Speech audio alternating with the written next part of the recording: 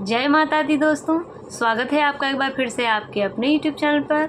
आज मैं आप सभी लोग के लिए एक देवी गीत लाई हूँ। उम्मीद है आपको ज़रूर पसंद आएगा। अगर ये देवी गीत आपको ज़रा भी पसंद आए तो प्लीज़ कमेंट में ज़रूर लिखिएगा, और चैनल पर नए हैं तो मेरे चैनल को सब्सक्राइब करिए, गाने को लाइक और शेयर करिएगा। ए सासु अंगना लिपाई हे दुर्गा भवानी, ए सासु अंगना लिपाई हे दुर्गा भवानी, ए सासु अंगना लिपाई हे दुर्गा भवानी।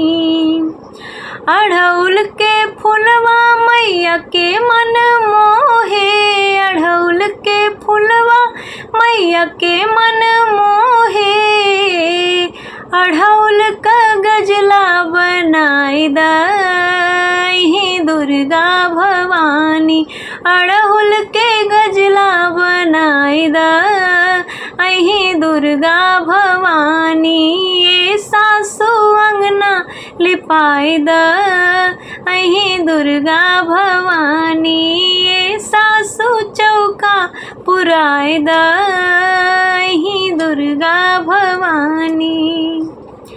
कल शादी अरिया मैया के मन मोहे, कल दियरिया मैया के मन मोहे, ए सासु ज्योति जलाई हे दुर्गा भवानी, ए सासु दियना जराई हे दुर्गा भवानी, ए सासु अंगना लिपाई हे दुर्गा भवानी, ए सासु अंगना लिपाई हे दुर्गा भवानी। ललकी चुनरिया मैया के मन मोहे, ललकी चुनरिया मैया के मन मोहे, ए सासु चुनरी मंगाई हे दुर्गा भवानी,